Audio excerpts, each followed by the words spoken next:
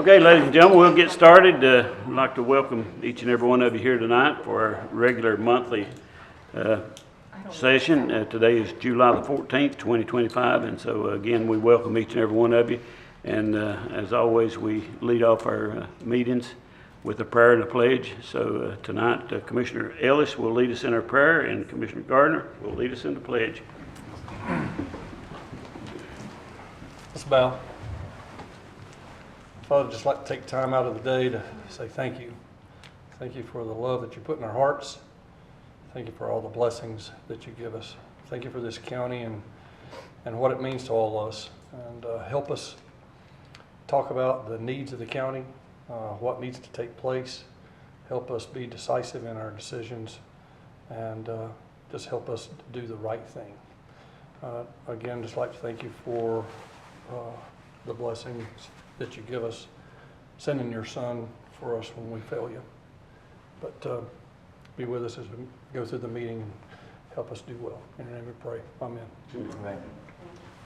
Attention, salute, pledge. I pledge allegiance to the flag of the United States of America and to the republic for which it stands, one nation, under God, indivisible, with liberty and justice for all.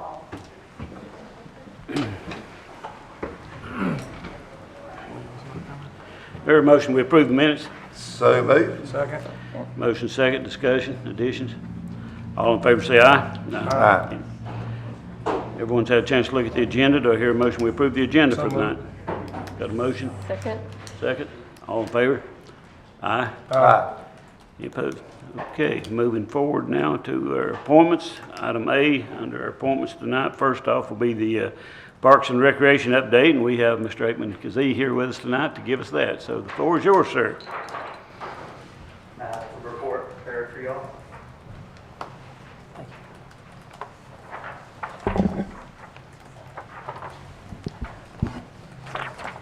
Thank you. Thanks, sir.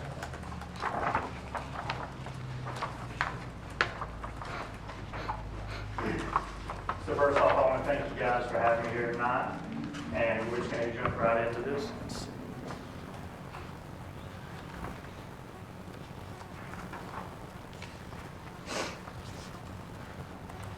So as many of you guys know, I came from programs. I was in programs for 3 years at Parks and Recreation before, so this is still kind of my baby. I'm having to get away from them, but it's still my baby a little bit. So our 2025 spring Little League season had over 900 kids. This made us the largest we've ever had in McDowell County and one of the largest in the state. We just wrapped up our fall registration. We capped that at 366 kids. It's a much condensed season compared to our spring league. Our 2024 MCYBL, which is our youth basketball league, had over 760 people or children participate, which was, again was a record for our program. Our MCYFL had 360 participants. Last year, signups are currently ongoing for that for this 2025 season. Last year was also the first year that we had NFL flag, and that is something we're continuing in the future. We've also brought back adult leagues with our adult basketball league with over 108 participants there, and our adult softball league, which had 270 total participants, and that's broken up between our open league and our women's league. Registration for that opened on Friday, and we already have 7 teams paid and registered for our upcoming season there. We've also added a new program, which is our Grow and Go program. It replaces our stroller size. It's a much more inclusive exercise program. It's headed up by Autumn Helms, and they're going to begin meeting on Wednesdays. Going over to our events, we just wrapped up our MCYFL football and cheer camp. That had over 156 participants this past year, and it was capped off by our punt, pass, and kick, which had over 70 participants again. It continues to grow. We also have added a new program that begins tonight, and that is our Little League baseball and softball camp. That will run throughout this week and be capped off by the MLB Pitch Hit and Run. It's just another push that we're doing to make more programs accessible to kids throughout the summer. Our Mountain Glory 5K race, we did not have it last year, but the last race was in 2023, and that had over 60 participants, which was the most we've ever had. That will be coming back again this year. Our McDowell County Senior Games continues to grow. We had over 120 participants this past year. And we've also began a partnership with the McDowell County Special Olympics. This last year, we partnered with them a little bit, helping the planning, but we're going to be much more involved in future games and future programs that they offer. We have our youth archery tournaments that take place at our shooting range. Those take place in the spring. It's Appalachian Archers. It's a great program for kids in this area and West North Carolina as a whole. And we also have our Dick's Sporting Goods Shop weekends. We have another one coming up in September. That's where your entire purchase, everybody in McDowell County gets 20% off their entire purchase on any sports goods. So that's a program we're really proud of. Some initiatives that we offer, we still offer our Train Up a Child. That will be taking place again in early August.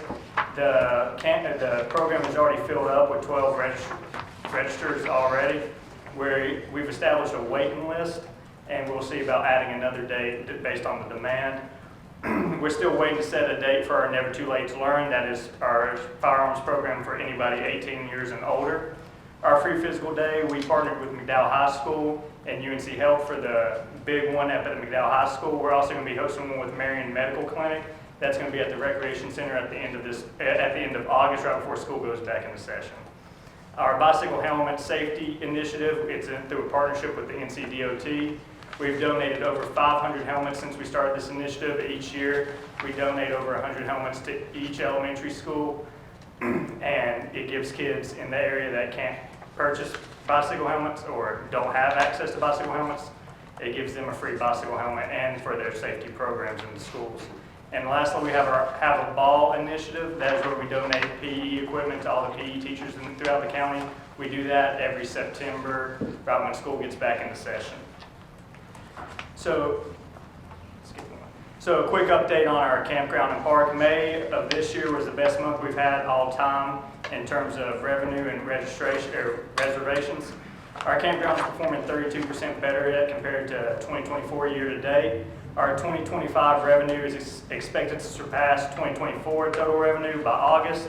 I just checked the numbers before we came in. We actually might pass it tonight. We also received a $41,000 grant to improve the grounds post-Helene. Some future plans we have at the campground is to install an automated gate at the entrance, to finish the insides of the cabins, to install an outdoor classroom, and to expand programming to include 5K runs and potential fishing tournaments. Our shooting range, we've installed Let me interrupt you right Yes, there go while ahead. we're on that topic. Have you worked on anything about extending some parking for At the campground? at the campground? No, we have not yet. We have to work very closely with Duke on everything on that matter, But since they you build not- it. have you spoken to them about what we had talked about parking area for the fishermen, the boats? We've had some preliminary conversations, but right now we've been focused on trying to get everything built back up from the damage. Okay. So touching base on our shooting range, we had a new camera system installed and it less downtime. With this new system, for example, we had lightning strike at the end of the business day on Friday and knocked out some of our cameras on the pistol and rifle range, and we were able to have them back up and operating on Saturday morning before we opened, so it didn't result in any downtime.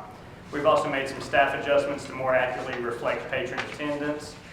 And we also looked at additional revenue generating opportunities such as NRA certified trainings. We have staff on hand already at the shooting range that are NRA instructor certified. So we began looking at some offerings that we can offer, such as the basics of pistols, basics of rifles, basics of shotguns, personal protection, and concealed carry.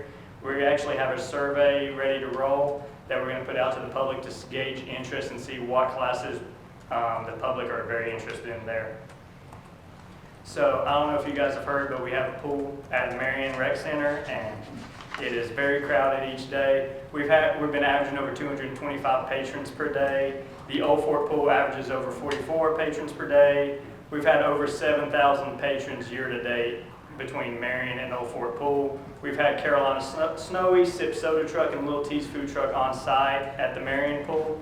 Future plans, and this is kind of an announcement for everybody here. The first 100 adults and first 100 students will swim free on July 25th. That's sponsored by Barefoot Baby Foundation. The McDowell Library will also have Shark Week themed programming from 12 to 2 on that day.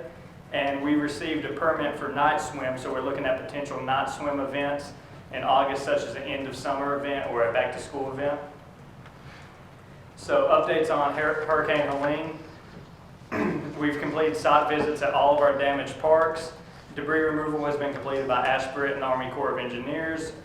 Greenlee Park is waiting on debris removal for asphalt. Damage reports for all parks have been approved and forwarded to FEMA rapid response teams with the exception of the Recreation Center, as we have not yet received that.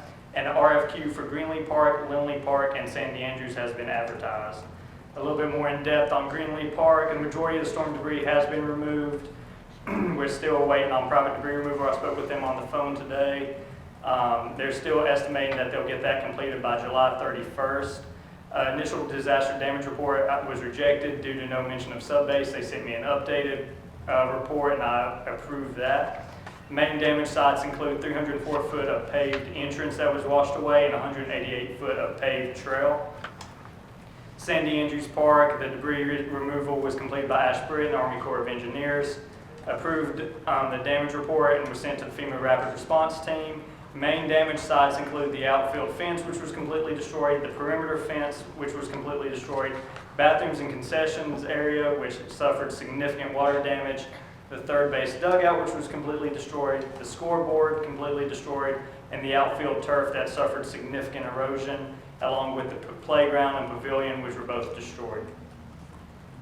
Lindley Park, debris removal was again completed by Ashbridge and Army Corps of Engineers. The main damage sites included the outfield fencing on field 3, which was completely destroyed, the gravel walking trail, which was completely destroyed, outfield turf, which suffered significant erosion, and the bathrooms and concessions area experienced significant water damage. Staff made repairs to fields 1 and 2 to make them operational for the Little League season. Repairs were documented and reported to FEMA. Porta johns were brought in for restrooms during the season. So we want to touch on some recently completed projects at the Recreation Center. Aikman, what's the, real quick, Yes. before we leave that, what's the timeline for repairs to the Lindley Park? At Lindley Park, right now we've done everything we can with FEMA, so now we're just waiting on FEMA's response back. Okay, gotcha. So going on to some recently completed projects, as mentioned before, the Marion Pool and the pool deck was completed. That opened on June 7th. We've also added an exterior bathroom building at the Recreation Center that has a men's, women's, and a family bathroom that has an ADA accessible changing table. The interior bathroom floors at the Recreation Center were redone with epoxy flooring, and it's pictured above. The front parking lot was repaved at the Recreation Center and was striped by staff. The back parking lot was expanded at the Recreation Center and paved. Pothole remediation took place at the entrance of Maple Leaf. Gravel parking lot was installed at Hemp Hill Park, and other Hurricane Helene related repairs were completed by staff.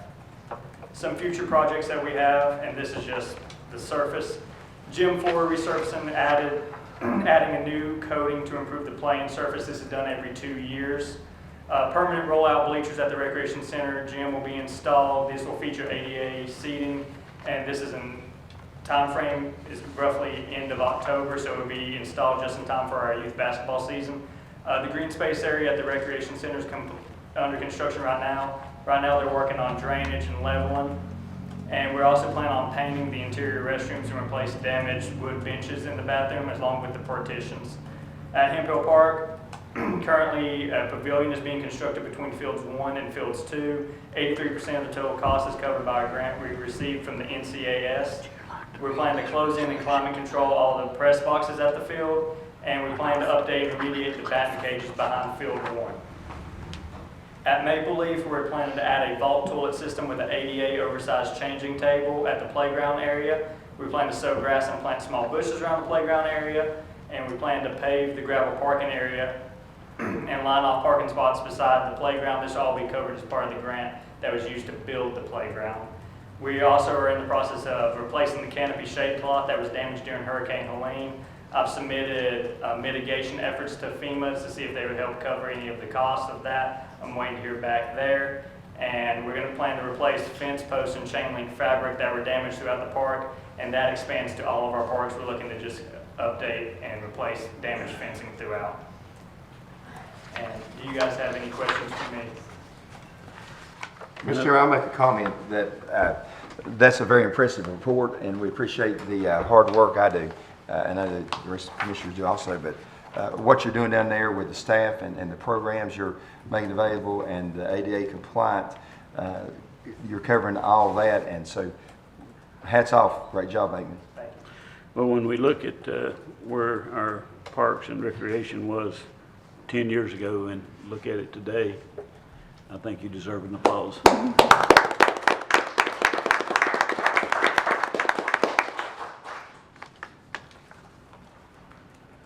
Thank you, sir.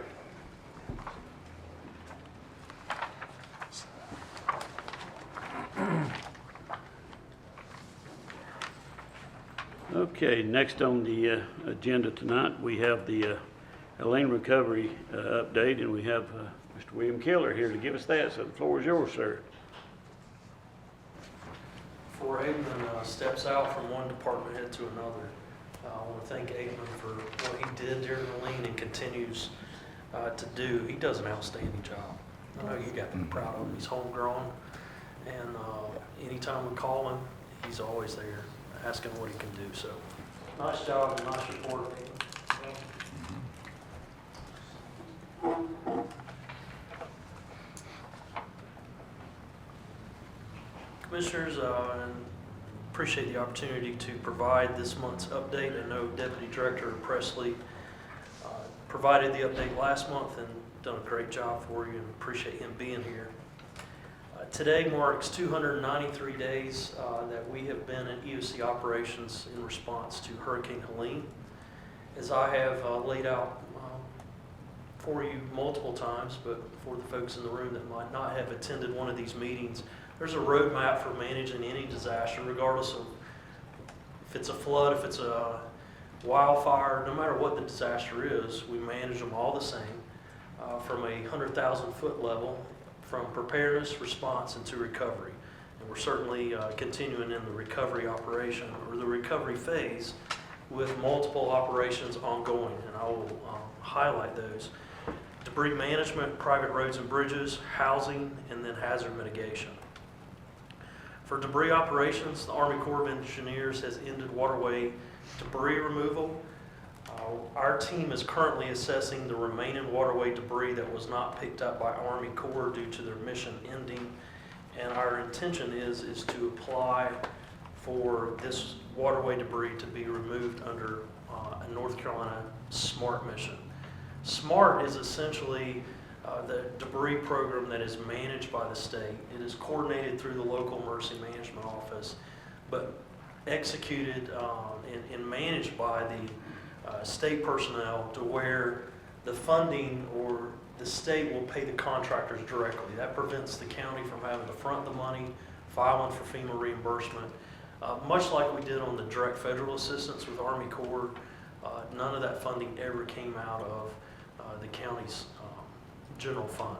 And we intend on trying to run the remaining waterway debris missions under the state SMART system. Personal property debris removal, there's 1,400 plus applications that were submitted by county citizens. Over 1,300 parcels have been awarded to the Army Corps contractor. We saw a little over 600 parcels awarded last week. That leaves us with about 120 parcels left to be awarded. The timeline to complete all of the personal property debris removal work is August 30th. So as a citizen apply for PPDR and they still have not been contacted by the Army Corps contractor, that time is coming, and I suspect they will hear from them in the next 3 to 4 weeks, as most of this work is wrapped up by the end of August. We have 22 demolition applications. It's a very technical process that has to be approved by FEMA. There's numerous checkoffs that have to occur.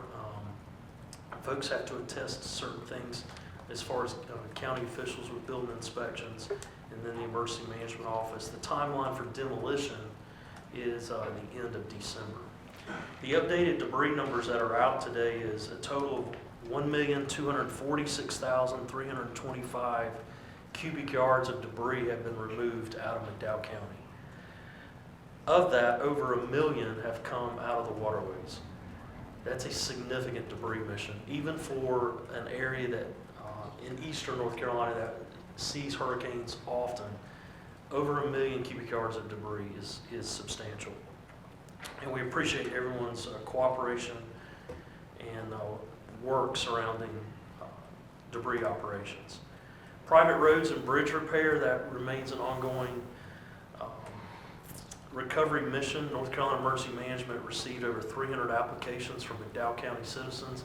As a reminder, citizens can apply online through this link that is at the top of the slide there if they had damage to their private road or bridge. Our EOC staff has made significant efforts to take the information that the state received, or the applications, cross-check it with our master damage assessment list to make sure we do not have an elderly resident or someone who has not submitted their application to the state. Now what we are doing is going through a GIS map that has been developed by the state of where every single one of these damage reports come from, and the County Emergency Management Office is being asked to prioritize these based upon this assessment. Priority 1 has no emergency access. This means emergency vehicles cannot cross the creek or a drainage and reach the house. People are still using a footbridge or walking or fording the creek. Priority 2 is compromised structure, meaning the approaches are compromised, the head wall is compromised, still allowing access but still considered a danger and a priority. And then priority 3 are roads that need gravel, ditches that need work but have emergency access. So the applicants, when we see it on the GIS layer, it's all de-identified as far as names. So we're looking at damage pictures and making determinations based upon actual facts and pictures on the ground. And the team has completed that entire review of assigned priorities.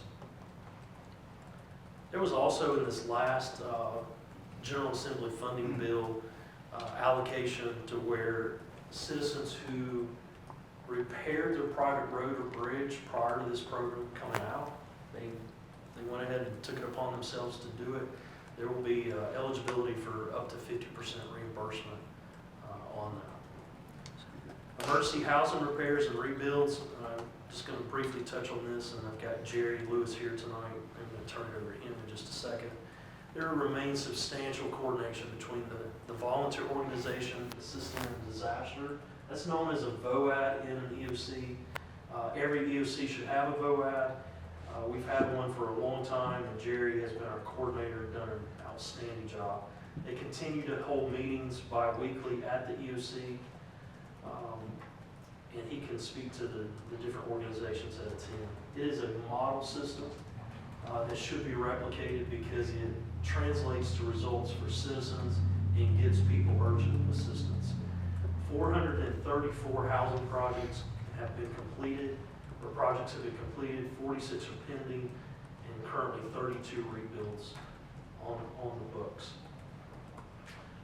or in progress, I should say. Hazard mitigation program, this is being managed by Deputy Director Jones. Currently have 35 acquisitions, 21 elevation applications, 17 generator projects. As a reminder, that's for local governments to protect critical facilities, 12 landslide projects that we're working on, and then the wildfire mitigation. We're continuing to learn more about this program, and the details really, there hasn't been good guidance provided to the counties for this part of hazard mitigation. 25 parcels on the acquisition update, 25 parcels. This means 25 families or citizens who applied voluntarily for FEMA to buy out their parcel. The first 25 were included in batch 1 from North Carolina Emergency Management to FEMA. Most of these parcels are located in the Buck Creek community. So the next steps for the first 25 families is within 90 days an appraiser should visit the property. Some of this is occurring concurrently or will occur concurrently while FEMA reviews the applications, approves that yes, this meets eligibility requirements. There's also in here a mandated 60-day cooling off period for congressional review. That is a congressional requirement. So the plan from the state is to have all of these moving at the same time and get these families a proposal back or an offer back as soon as possible. this remains a very slow-moving federal program that, to Deputy Jones's credit, Deputy Director Jones's credit, she's moving as fast as she can move. As soon as we are given something, we are turning it in our office and trying to get it right back to either the state or the feds to ensure we're not creating a slowdown. William, on those 25 properties right there, those property owners, when the appraiser comes out, what model is the appraiser using? Is he going to give an offer based upon market value of what the house was prior to the So looking at flood? tax card value one day prior to the storm, but also using comps, much like a real estate transaction. Just want to make sure that our people who were involved in that program, who voluntarily wanted that to be done, we want to make sure they're not being given a low ball offer, in other words. We want to make sure they're getting market value to replace their homes. And it sounds like that's what's happening, right? I agree with that. I And think the state hazard mitigation division is working on those same guidelines as I well. think the comps will make it a fair play. Mr. Wood, do you have anything to add? No, I think I share Mr. Keller's frustration with the slowness of the program just to get where we are now. And I'm not going to throw anybody under any proverbial buses, but at the state level, but they've been overwhelmed and they've had hundreds, I would say, acquisitions come in through their office and other things. So it's slowed them down a lot. They don't have a lot of staff. And so just to get to this point, it's taken 6 or 7 months, almost 8. And then you see all the rest of it that has to go on. And that's, heart-rending for people that have been waiting so long, that have been out of their homes, paying mortgages in some places. And that's the part that I think tears us up, that we would be there, just like that if we could with the check, but federal money. But again, there's a process, and that's hard, and we've been dealing with that since October. People found out about it. So people have been very patient and understanding to a point. Is there anything at all we could do to make it move faster? I think this man and his staff, and Ms. Jones, are doing the best they can to push it. And I've seen it, and you all know they do, but it's going to just go as fast as it can. But we can still reach out to our folks and encourage, meaning FEMA and congressional staff, to just Maybe a please letter don't take a day longer than necessary. might help, I don't know. I do plan, Mr. Silver's stopping by Wednesday, so I can speak to him specifically about it, but it's a process. This month, the 27th of this month will mark the 10-month 10. anniversary since Helene. And for a lot of people that weren't impacted, they may have somewhat forgot about Helene. For people that were impacted and remember Helene quite well, they'll never forget Helene, and they live it every single day. Our team literally continues to work on Helene every single day. And I think that's the message I want to carry this month at the update, is we continue to follow the roadmap, and we're not going to be happy until we get this right. And there is still months ahead to get this right. And as I've ended each of the presentations, our priorities over the next 30 days really have not changed since the last time we presented. We're going to continue addressing critical needs of our citizens. Debris operations are going to continue with waterway debris through the SMART program that we're pursuing. Continue the personal property debris removal and get the remaining applications or the remaining parcels taken care of. Housing repairs with VOAD that Jerry's going to give a report. Hazard mitigation that we just talked about.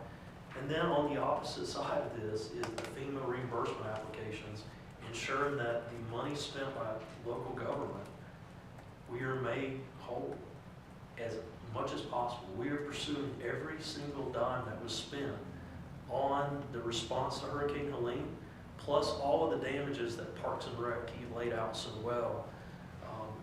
Ms. McLaughlin, who we hope to have here in a future meeting, will provide you an overview on every single application that we are working in our office, which takes a significant amount of time. And then continue to implement long-term recovery strategies. And then as we do every day, looking forward as to what our threat index is, our assessment of what is in the future or what might be coming and in the middle of hurricane season. That's something that we do on a daily basis, is look for pattern recognition and potential threats. And with that, I want to recognize Jerry Lewis, no stranger to anyone in this room. He's the lead pastor at Grace Community Church. He's been our EOC VOAD coordinator. Jerry was by our side during COVID and the multiple year response that our EOC had with COVID. He's one of the most solid partners that I've ever worked with in an EOC. And there's, I could stand here all night and talk about the trust and the faith and the confidence I have in him. And the day he walked into the morning he walked into the EOC, he took a significant operation off of our hands and said, I'll run with it, and allowed us to totally focus on search and rescue missions. And he hasn't let us down since. Or he hasn't let us down at all. He's been beside us since. So with that, he certainly hasn't let us down at all. I can't thank you enough, Jerry, for what you mean to the EOC, what you have done for this county, and what you continue to do. And you're going to be excited to hear what else you've got on the horizon for the EOC operation. And all the respect in the world. I appreciate it. Thank you. Thank you so much. Thank you, Will. Thank you for having me here. As Will said, let me give you where we are. We have completed 434 projects, which is absolutely tremendous to be 9 months in. And these projects range, the only thing they don't include are complete rebuilds. These are homes gutted, HVAC systems, clean outs, all those kinds of things. And when we say they're completed and folks are back where they need to be. We have 46 active projects going on right now, and that's all we have left. So we're 90% of the way there with the things that are partial in nature. We do have 32 potential rebuilds.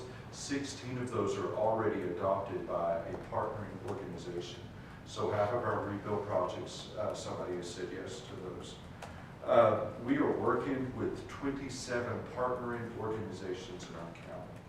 So one of the things, and the reason we're able to do what we're able to do, is collaboration. And when we, as Will said, began initially with the immediate needs of food and water, baby supplies, etc. Once we transitioned out of that, we began to meet weekly. This was the rebuild team, and so that team now meets every other week, but we met weekly. And when we did, Jay Suttles came to our first 3 meetings, and he assured us that things would be done safely, but there wouldn't be roadblocks. His cooperation is what is needed across counties in western North Carolina. That model of cooperation, working with our key players that we had in the room, those players are still with us. And then as word spread, you can do something in this county, more people came to the table. And we have people who drive in from Denver, North Carolina, every other week, and they drove here weekly. We have a church from Tennessee that landed here, is building a house right now as we speak. This large church. Why? Because you can do it in this county. You can get it done. The projects can be completed. And so as we move forward then, we will continue to finish these 46 projects. One of the things we say either at the beginning or the end of every one of our meetings is this, that every project we have is not a project, it's a person. Everything we do affects an individual whose life was radically changed 9 months ago, and their lives are still upended. And while all of us sitting in that room live in our own homes, these people do not. They are other places that are carrying on their lives without the things that you and I are accustomed to. We will not forget those people until every single one of these projects is marked off the list, and we've either handed keys to a brand new home. We'll do that 32 times in this county. 32 times to a brand new home.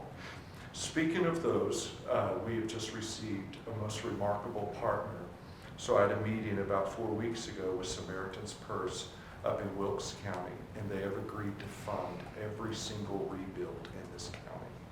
So they are paying to build back every home that will be built back here. Their commitment to us at this point exceeds $10 million. This is the only county that they're doing this with at this point. And so this means for every person who needs a home, they will not expend their money to build that home back except for their FEMA money. Obviously, it's required by law to be used. In addition, Samaritan's Purse has a bridge program. They offer up to $100,000 grants for private bridges. They have a private drive program. They offer up to $50,000 grants for those. In October, we hired Victoria on our staff at Grace, and she's worked full-time since then. Her one job is hurricane response. She spends time with us, time in Will's office, and time out in the field knocking on doors, talking to people, helping get people, helping them to know, yes, we have a plan, we're working on it, and this is what it looks like. So she along with Will's staff, and this has been the key coordination. Initially, Will committed four full-time people to recovery. And so as this is narrowed down, we have been able to hone in on who does what and how we coordinate all of this together. So it's the collaboration that makes this possible, and it has been that way since day one. When we started this with no food, no water, the state managing 3 crises, and they were completely out of supplies. And so it was the collaboration, and that's why we're able to be where we are today. Finally, speaking of food and water, we, by the grace of God, will not be caught red-handed again. We just won't. So what we are launching, we had a meeting last Wednesday of all pastors and church leaders who could make it to that one, and then Victoria is working to follow up with those who were absent. We will have 24 points of distribution moving forward with storms. We quickly rose to that. By Thursday, we had 24 points of distribution in this one. We have relocated some of those.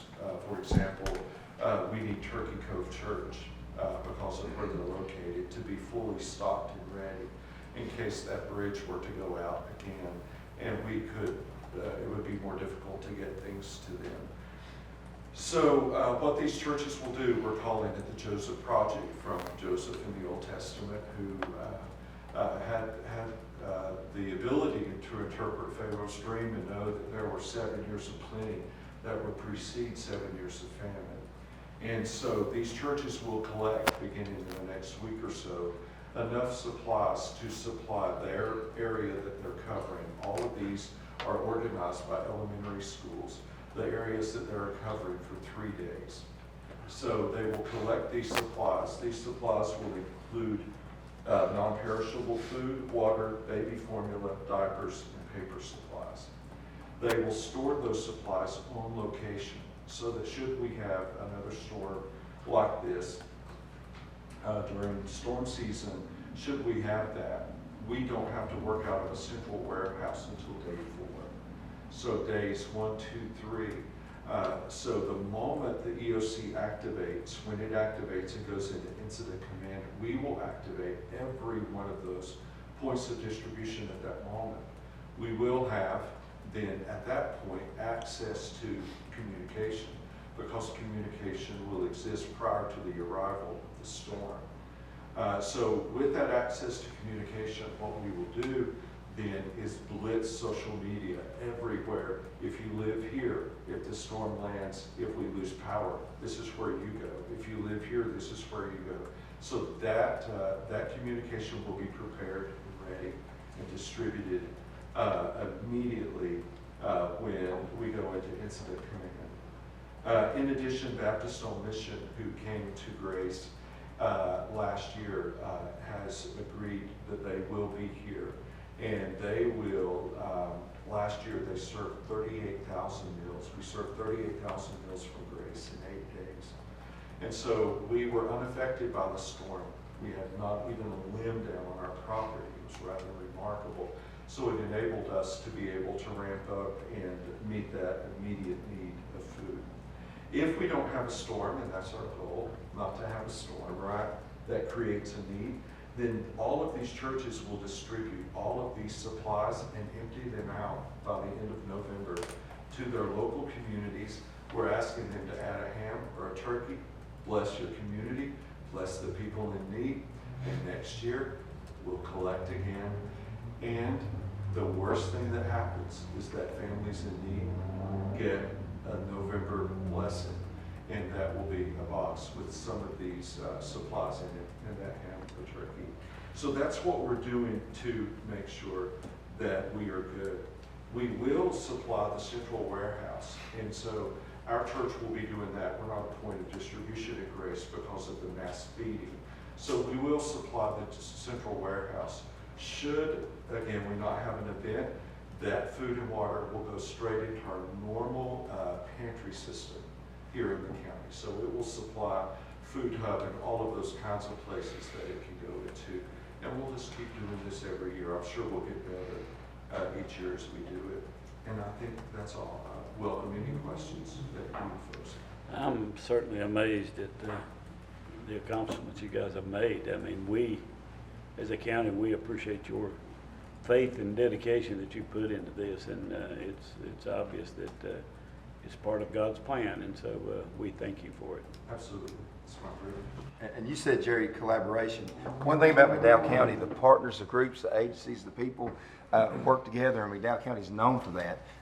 Among governments, city council, Old Fort Council, the commissioners, and all the other agencies, school board, community college, president's with us tonight, and everybody works together. And so that model is a very interesting model, which is really, I don't know who thought that up, but it's a great idea.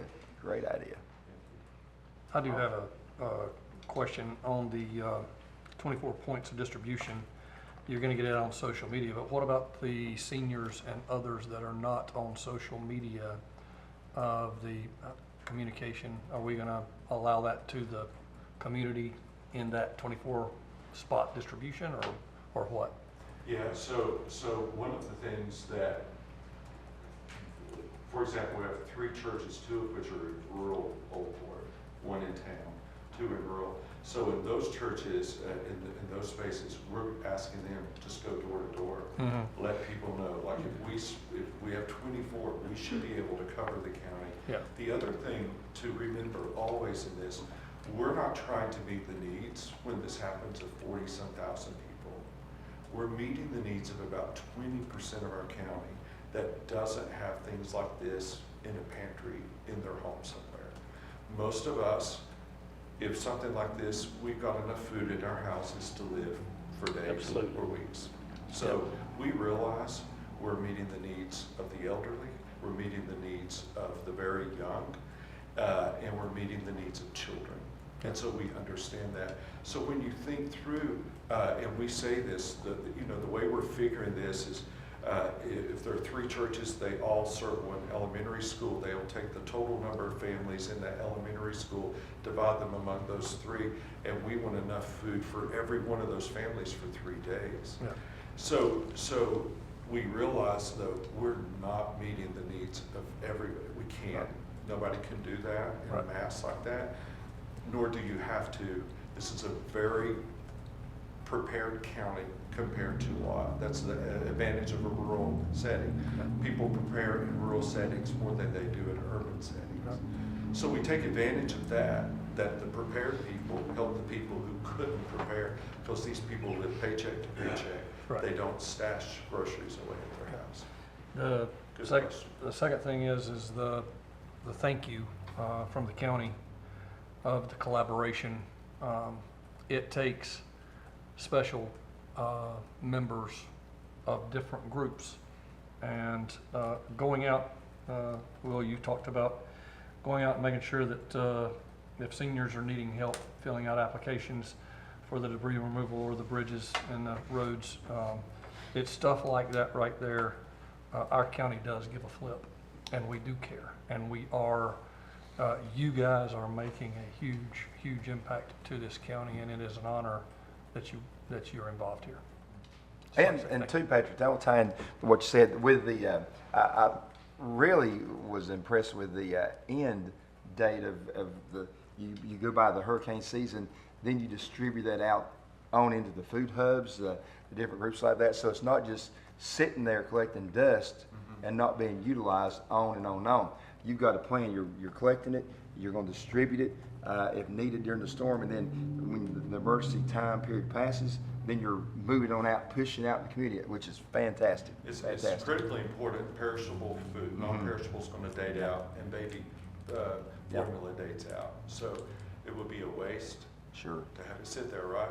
And so, and this just gets us in a rhythm. It never hurts to give something to somebody who needs it. So- I think this guy has been to emergency management school. I think he sat around and watched you a little while, I'm will you? working with an emergency manager. We're just hanging out with him. That's all it is. I do want to say very quickly, if you caught what he said, and I should have mentioned Victoria at the very beginning, because Victoria, Grace pays Victoria. Grace hired Victoria as the hurricane coordinator. And she works with our team almost daily, either by phone or out of, and they took that on, and they continue to pay her salary and allow her to work side by side our team, and that's the commitment that Jerry has made to the EOC. But their entire team, their collaboration with all the partners in the community, and looking to add more partners, it's amazing to work beside them, and I'm so thankful and blessed. Let's give Jerry and his staff a hand.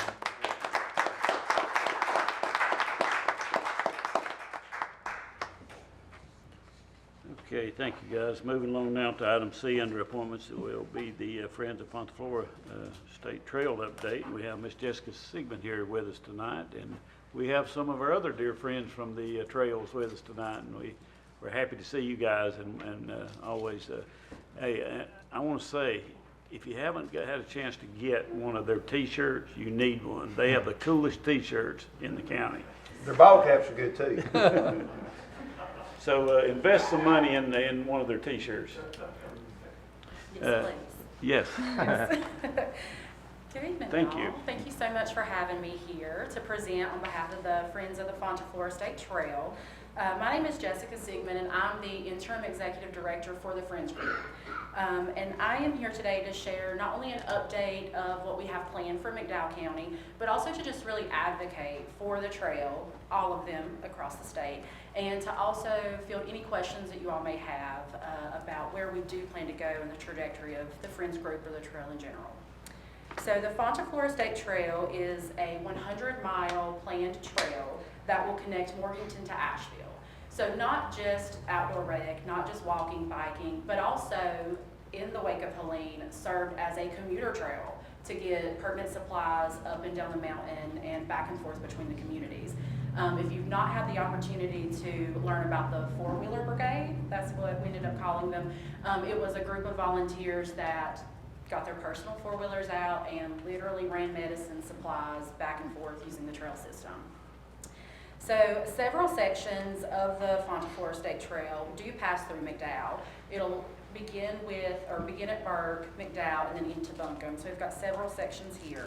And our vision really is for a continuous, safe, scenic trail that showcases the incredible beauty and what we have to offer in Western North Carolina as far as outdoor rec opportunities. Outdoor recreation is more than just hiking and biking, like I said. It's a really powerful tool for community engagement, to create a healthy community and to connect communities, to kind of relieve that barrier. So physically, trails promote exercise, healthy living for all ages and abilities, which is one of my favorite components to the Fonta, Flora State Trail. We do really strive to make it accessible equally. We do have some harder trails, we have some greenway parts of the trail where you can take a stroller. So it's really important to have that accessibility. Mentally, spending time outdoors reduces stress, anxiety, improves your mood, boost your mental health. You know, studies show that even just 20 minutes outside in nature, kind of in the sun, can help make a difference with your mental health. And then economically, outdoor recreation is extremely significant in North Carolina, specifically here in Western North Carolina. So statewide, outdoor rec generates about $28 billion, just $28 billion, in consumer spending each year, and supports over 200,000 jobs. And now I reduce that based on, you know, post-Helene. But in Western North Carolina alone, we have folks that come here to hike, bike, swim, and really just have a natural experience. And in doing that, they spend money at local businesses, they are going into restaurants, they're purchasing fuel, they're, you know, staying here overnight, and really just putting money into Western North Carolina. So here in McDowell County, we're definitely seeing benefits of trail and outdoor rec. I had submitted some information, just for y'all's information, was the presentation from the Trails and Trains Festival that the McDowell Trail Planner, Amanda Finn, and I had done. That festival specifically, I don't even remember how many folks actually came, but we participated in the Fonta Flora Fun Run. So in our little run, that was a 3 mile, well, a 5K, 3.2, around downtown Old Fort. We had 58 participants, ranging from ages 6 to 71. So it really was fun to see folks, and these are out of county, out of state people that came. We had someone from Michigan come specifically to run that 5K and to support Western North Carolina. But it was really fun to see just all of the demographic of folks in such a concentrated area that just wanted to support and be a participant in the festival and in the fun run. So with the additional events that we hold, the fun run, barn burners, just general friends meetings, it's really interesting again to see the connection that McDowell County community has with its natural resources. We are some nature-loving folk in Western North Carolina, definitely. And it's really good to see that it creates even more potential for economic growth, tourism, improved quality of life, specifically post-Helene. You know, folks are wanting to get back out there. So going forward, our priorities specifically in McDowell, we have 3 focus areas right now. We are working on the Old Fort Fonta Flora complex. We're working on phase 3 for the McDowell Greenway. And then we've got Black Bear County Park that's in process. And those images and everything were included in y'all's information packet. So with those 3 specific projects, more generally, we're just trying to close the gaps between all of the trail segments. So again, connecting communities from Burke all the way up to Buncombe. Creating safe road crossings and trailheads. Safety obviously is a very important factor whenever we are building out these trails and trying to figure out where is it going to go, kind of now that the roads are a little different and the waterways are a little different. And then continuing strong partnerships with local governments, landowners, other agencies that will support the outdoor rec, the trail world. And we're extremely grateful for McDowell's continued support and definitely look forward to continuing to work with y'all and get community feedback and do all of that. So again, thank you for the time tonight. If you have any questions, I'm happy to field those. And like y'all said, I do have 2 of our executive committee members with me. So if I have to pass a question along, I know that they've got it. Any questions? I appreciate what you're doing, and we certainly want to always be friends with our trail guys. We think the world of them, and as a matter of fact, Steve, he was part of the group that helped start the Train and Trail Festival in Old Fort is when we headed that thing up and took off with it. And of course, your president, Amanda, well, she was a big part in that. So, but we appreciate all that's done by you guys, and we will always continue to support trails in McDowell County. Thank you. Thank you. Thank you.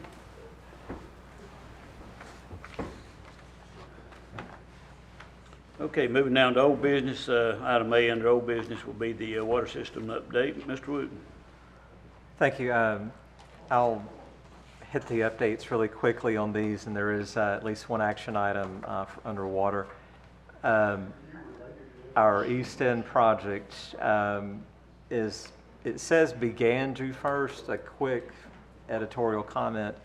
Mobilization began on June 1st, but the actual work has not started yet. So there's a lot of interest there on NC 126 around Marion Lake Club for that getting started, but they have not rolled the trucks yet. We have spoken with the contractor, and they are having some issues closing out their last project in a neighboring community to come up here. So we do anticipate that really starting in earnest in hopefully 2 weeks.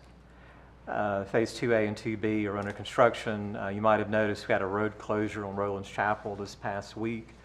That was done as part of the water project.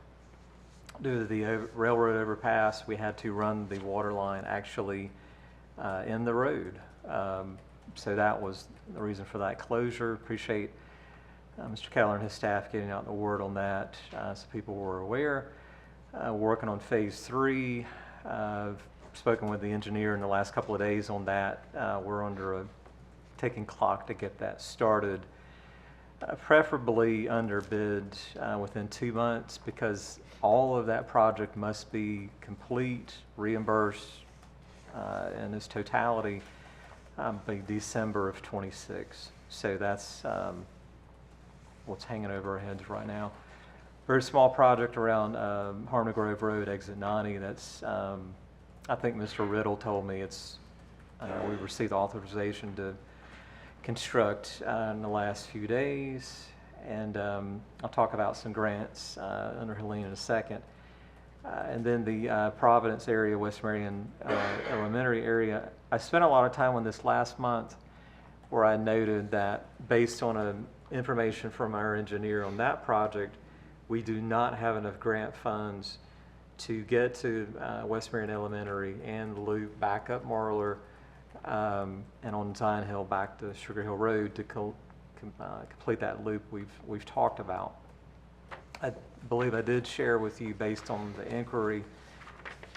You don't really know until you bid it, but we believe we have enough funding from all the sources to get to the school, including the booster station, master meter, and everything else.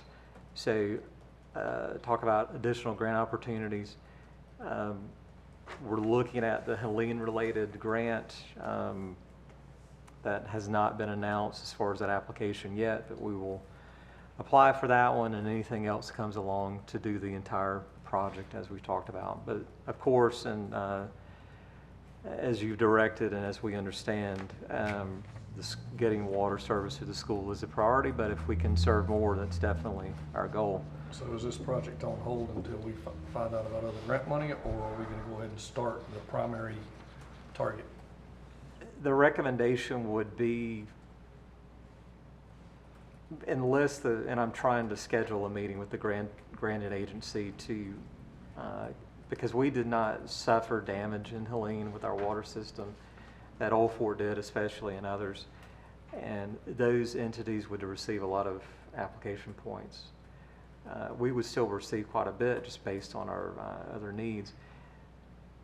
And there's always a chance when you put in the application you might get it. But if they can tell us with a really strong sense of certainty that there's just no way based on all the information we have, I'm not saying I want to be negative about it, but maybe I want to be realistic.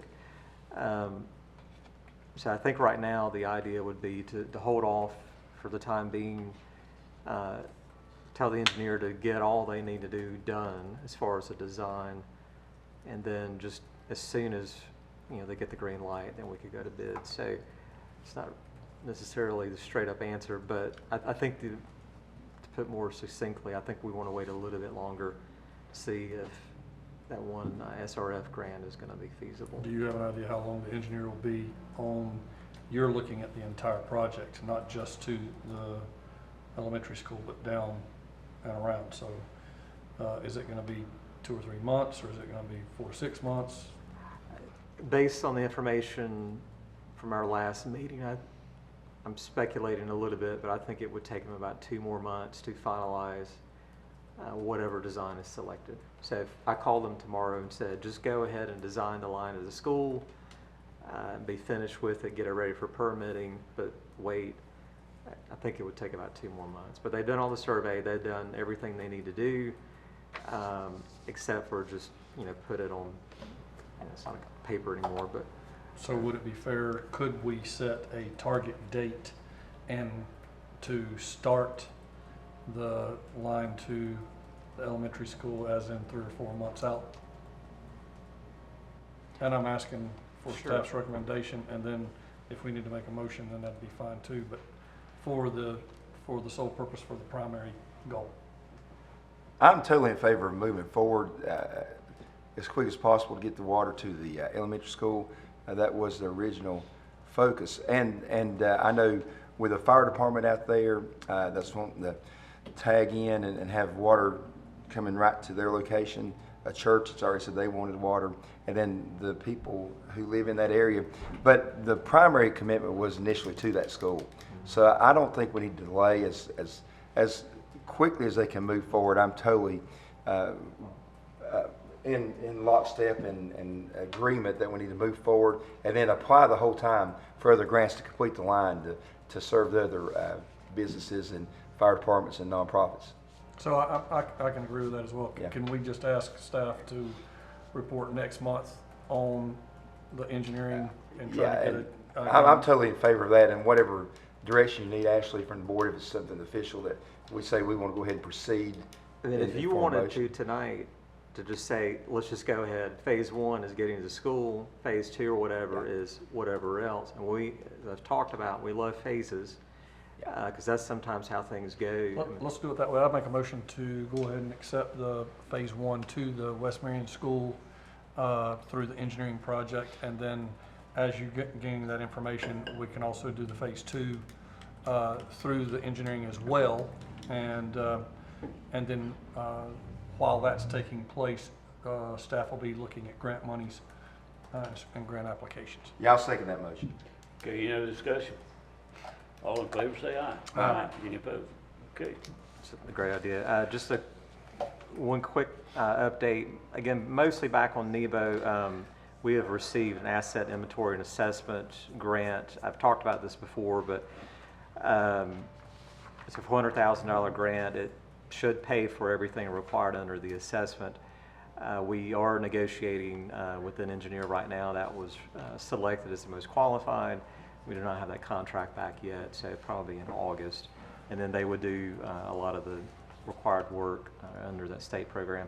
And then lastly, we did receive a very small grant of $100,000 the state provided to us because they recognize that Marion, Old Fort, and McDowell County work well together and wanted to provide funding for the three to talk about partnerships on how there could be post and pre-disaster coordination for the next time that might be here, how our systems can work better together for equipment sharing or whatever it might be. So we're administering that, and there is a resolution for that grant that would get us going. If I could get a vote on that, please. Okay. So what's the pleasure of the board on that? There's no county dollars in that grant.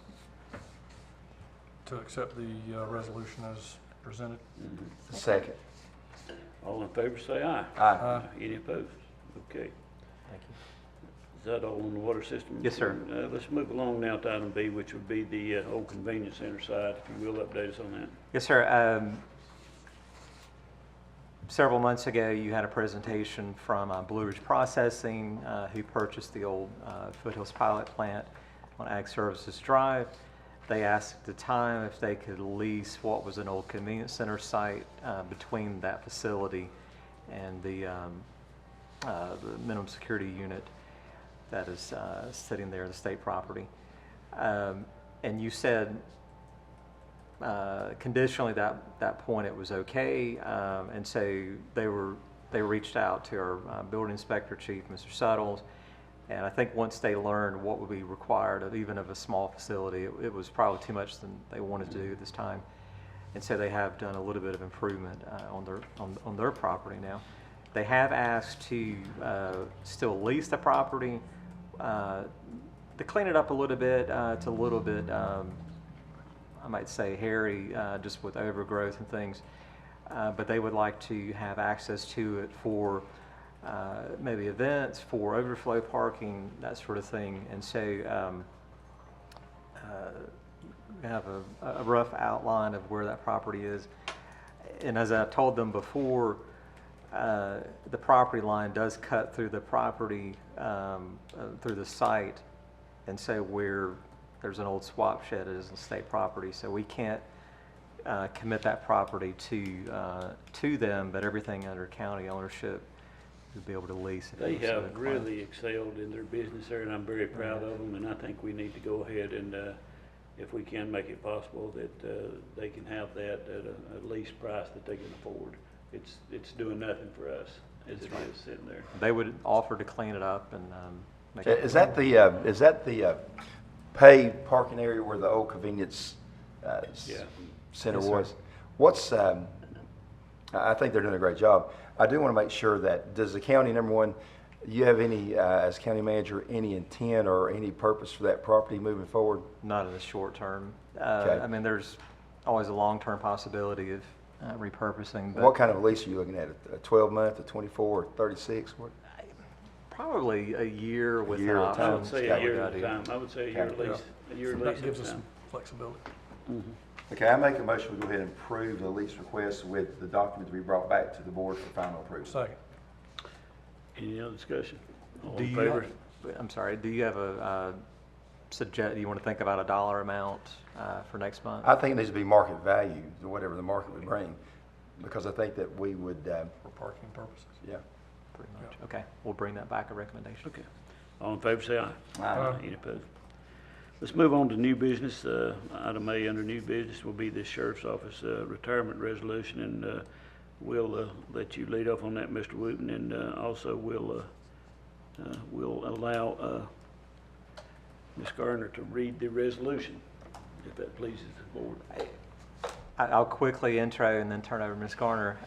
You have a request before you for Detective Shannon Smith, who's retiring after a long and illustrious career with the Sheriff's Office. And so in North Carolina, you are allowed to pass a resolution that the sidearm that he carries be sold to him for $1 and his badge be donated. And my recommendation would be that there be a formal presentation of the resolution at his retirement reception in a couple of months. Make a motion we approve So we the need to read sale it tonight, yeah. of the sidearm I think it was still for $1 and the badge too, Yeah, we'll go ahead and read it tonight. after the resolution's read. Okay, the resolution authorizing sale of county-owned property, whereas the county of McDowell owns certain items of property that has become surplus for its current needs, and whereas North Carolina General Statute 20-187.2 permits the county to donate the badge worn by law enforcement officer upon their retirement, whereas North Carolina General Statute 20-187.2 permits the county to sell the service sidearm to the retiring law enforcement officer upon securing such permit as required in GS 14-402, or without such permit, the weapon has been rendered incapable of being fired.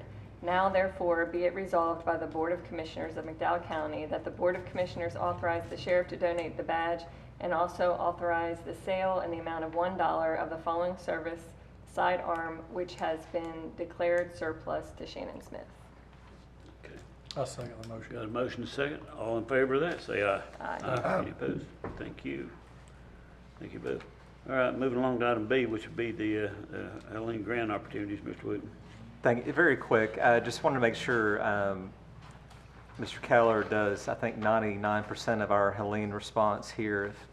It's very close to 100, but the other things that are going on in Helene response, North Carolina Department of Commerce is charged with administering Community Development Block Grant disaster recovery funding that will be available to local governments. What wasn't talked about earlier, and I think it's really a good thing it wasn't, is, just take a quick aside, under CDBG-DR, North Carolina, through congressional appropriation, was provided many millions of dollars for single-family home repair. And so that is available, and I think it might be a good idea perhaps to have a representative come speak, talk about the program. My personal goal would be that the work that Jerry Lewis and the VOAD team are doing would hopefully eliminate the need for CDBG-DR funding for rebuilds in this community. If that can happen through Samaritan's Purse and others, I think that's better for everyone because of how complex and slow and complicated that federal funding can be. Now, if it needs to happen, it is there. It's Renew NC. It's led by a private company contracted by the state called Horn. They're out at the Food Line Shopping Center. People, if they didn't want to work with VOAD that were affected, they can go out and apply, and they can see what's available to them. So, again, we'll do our job to make sure people are aware of it, even with all the good thing going on. So outside of the Renew and C program for single-family rehab and repair, there are other programs available for county and city governments to apply for. I'm just going to hit them very quickly, just make sure you're aware of something we're looking at over the next year or so. Multifamily housing, workforce housing, community infrastructure, and commercial district revitalization. Those are 4 big buckets that have been established by Commerce for the funding. Just quickly on multifamily housing, given to states, we know that they're missing out on quite a bit of funding to start that project, about $10 or $11 million. They know about the multifamily housing under CDBG-DR. They plan to apply for it, and we're very hopeful they get it, if not from somewhere else like HUD. And so we'll make sure anything under housing our other partners are aware of as well. I have spoken with Mr. Kehler about, make sure he's aware of this program and can be thinking about it. One thing we did talk about is maybe, we've talked about expanding our senior center in Old Fort. You've had Mr. Prabor here before, Helene, about doing an expansion there.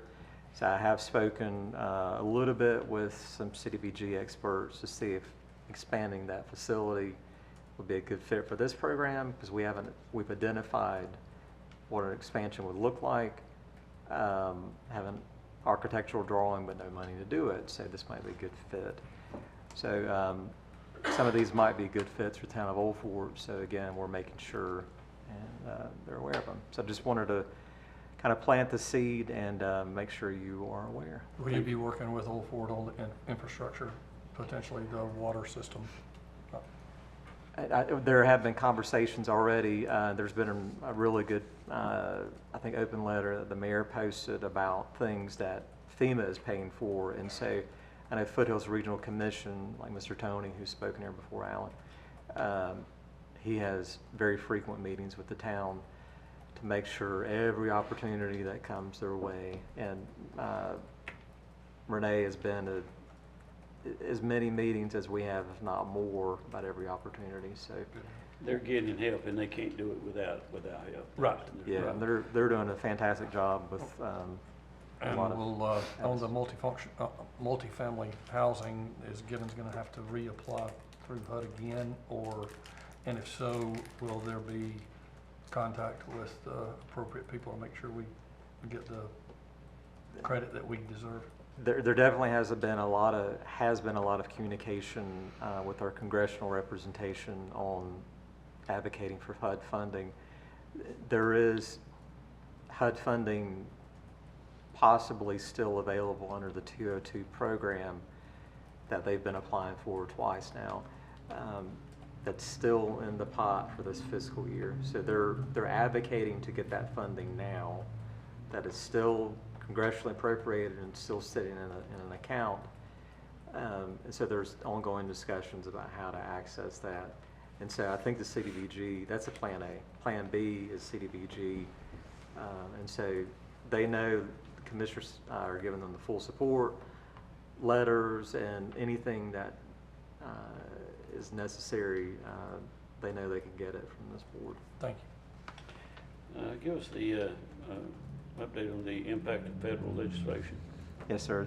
Speaking of federal government, so I did want to give you an update on the One Big Beautiful Bill Act just a mouthful.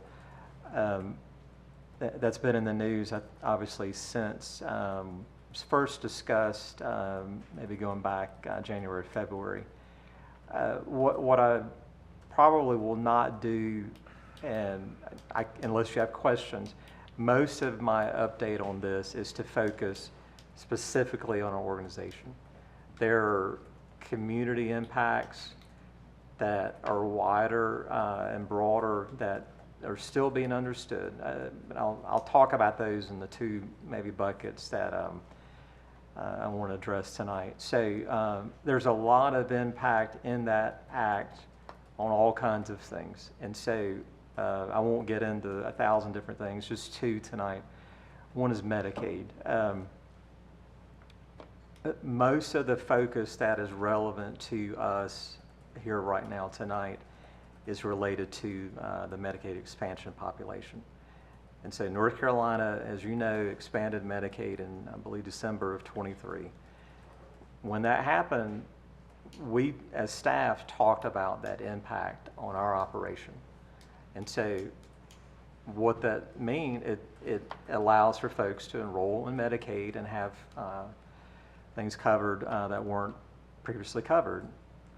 Outside of the positive benefit for those folks, there is an impact. And I never saw our role to say sort of woe is me about it. It's just facts. This is facts right here, okay? It's not lamenting. And so when that happened, we had to add staff. There were more people eligible, more people applying, more people needing to be recertified for eligibility. And so when that happened, we added 3 or 4 staff. Specifically, they're doing other things related to the Medicaid area, but because of the additional beneficiaries, which is over 3,700, that requires more touches during a year. So that one time a year, those people that are eligible, unless they contact us otherwise, we are looking at their file and contacting them, making sure they're still eligible. The bill added more complexity to that expansion population. So the terminology that is used is called a community engagement hours. So that population will have to have 80 hours of community engagement, which can mean work, education, or volunteerism. And so that is something that those current enrolled expansion enrollees will have to demonstrate. And that demonstration, as it stands right now, there's no system for it, but hypothetically, they would be demonstrating that to our county staff. And they would fill out a form, probably, maybe, no one knows yet, but hypothetically, they would fill out a form that says, this is what I'm doing to maintain my eligibility. I'm working 94 hours a month, I'm volunteering 83, I'm in school, whatever it might be. And again, this is just for the expansion population. There are other caveats where they wouldn't have to do those things, but able-bodied individuals would have to meet that criteria. The other big impact for the Medicaid expansion population only is it would go to semi-annual recertifications. Again, we were doing this population one time a year. Now we'll do it twice. So that's, again, part of the workload where we're having to touch those files twice a year instead of once. So giving you the facts, 3 or 4 more people to process on the Medicaid side. Now on SNAP. SNAP is also known as food stamps, the old terminology.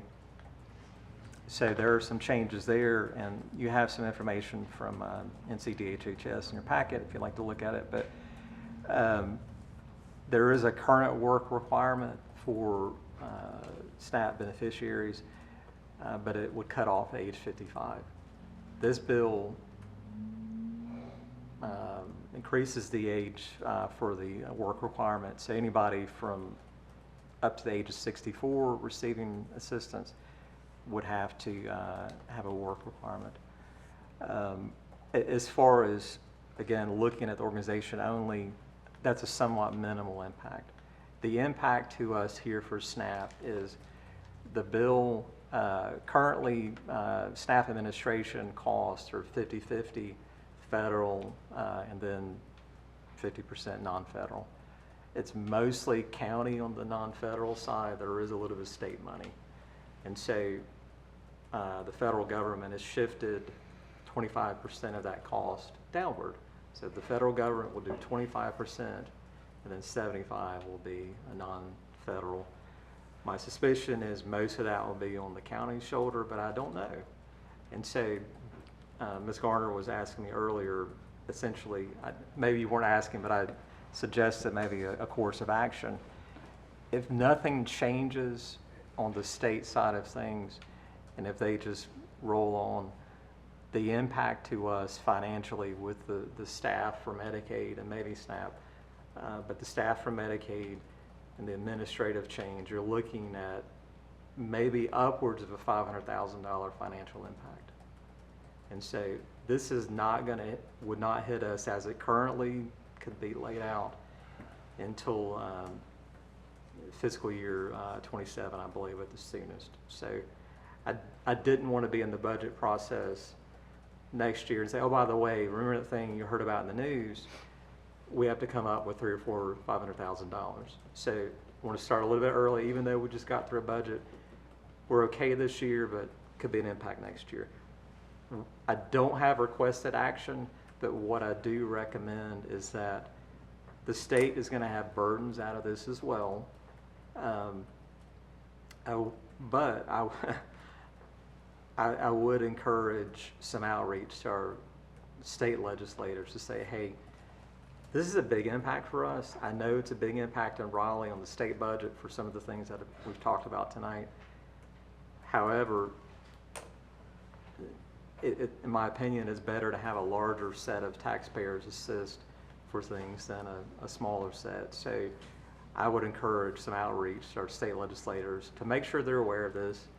I have shared this with Mr. Silver, just in case he saw the headline or the agenda item. This is what we're talking about, making sure you as a board are informed. It's hard to understand having to cut back while increasing staff. Basically, that's what you're... Well, I'm totally in favor of requesting the state to hold us harmless on this. Yeah, I am too. And whenever we need to make a motion to get a letter down there to be officially communicated by the board to our representatives, I'll be glad to do it. I think one. Do you think we need to go I'll make a ahead? motion to go ahead and start. request staff send a letter to Daniels and Green and the speaker and whomever else that we request to be held harmless due to federal government legislation. I think we should... Second go that around motion. this. Motion second. Any discussion? All in favor say aye. Aye. Any opposed? Okay, thank you. Let's move on now to the budget update, Mr. Wooten. Thank you. Mostly an update. We did just roll into FY26.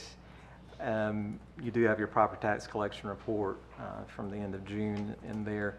And we do have 2 budget amendments already.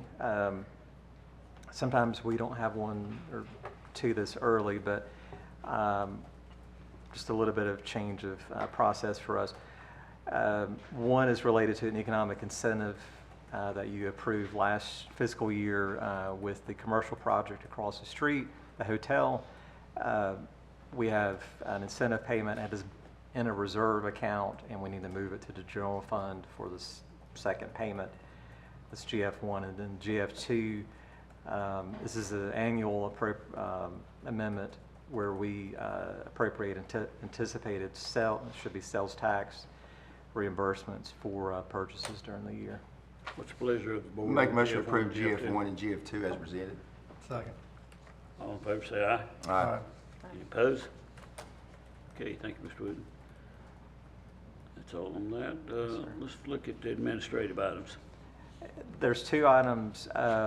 One, you have a memo from finance staff. We have a business that has been a really good payer for their occupancy taxes in the past, but they were having some financial, some cash flow issues.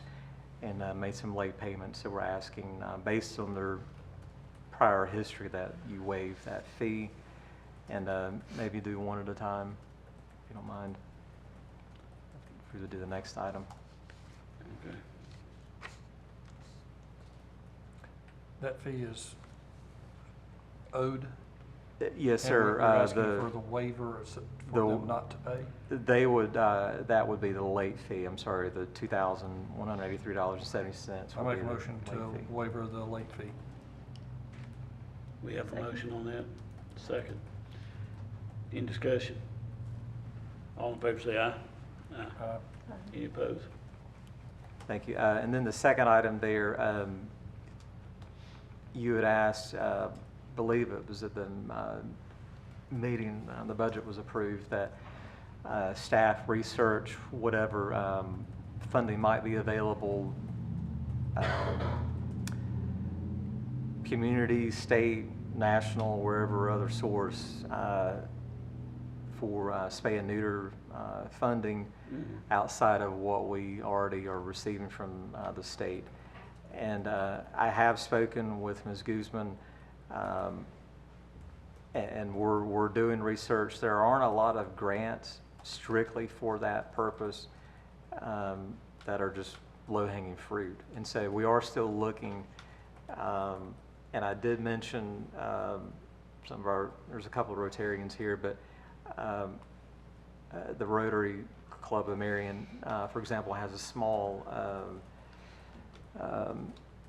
grant program that might be an option, but that application isn't for many months in the future. And so we're just not finding any options of outside funding at this point to your request. And so can and will continue to look for other sources if that's still the challenge. And I would request that you continue looking, and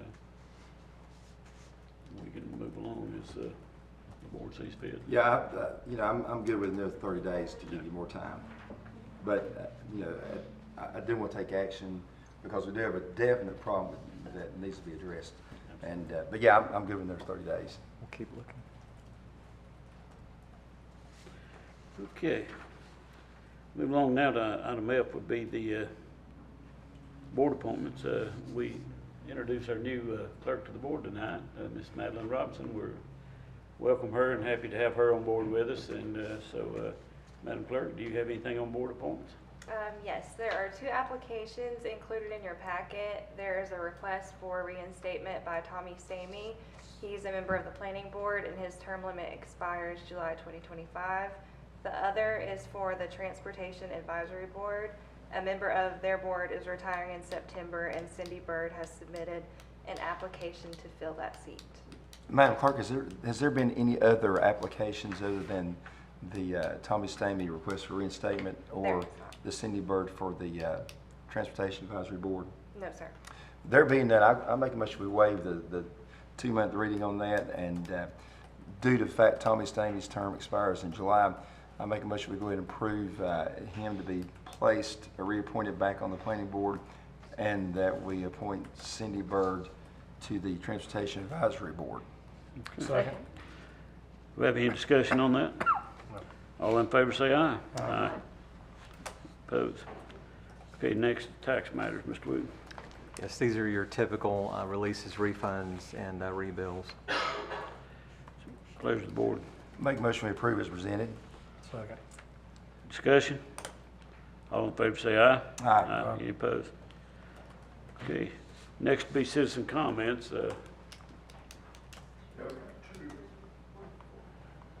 Okay, Commissioner Stafford reports, anything? The only thing I've got is under communication, board members, we do sort of have a celebrity among us tonight. Our chairman hit a hole-in-one at the golf course, so I think we have to bring that up. Acknowledge this hole-in-one. Not many guys hit hole-in-one, so congratulations. Good job. That's all I've got. That's hard to top, but I'm going to go kind of an opposite direction with it, maybe. But I did want to let you know that, sorry to go from something so high to taxes, but Ms. Wiley did tell me that we do intend to send out the tax bills on the 21st of this month. So it is that time of year again. So again, we just encourage you whenever you have folks contact you if there's something wrong with their bill that they think or whatever, just contact the staff and they'll respond as best they can with it. You had to. I You had to know, I had kill to a bring good it, moment. bring it You down. destroyed a I'm good so moment sorry. there. And we do have item 7 there, the closed session. It will take probably less than 5 minutes. This is related to the opioid matter, ongoing opioid litigation. Okay, do I hear a motion we go into closed session? So moved. Pursuant to Second. NCGS 143-31811. All in favor, say aye. Aye. Okay, I got we are in it. closed session. Hear a motion we go out of closed session. So move, come out of closed session. All in favor, say aye. Aye. Any opposed? Hear a motion we adjourn. So move. All in favor? Oh, second. All in favor, say aye. Aye. We are adjourned.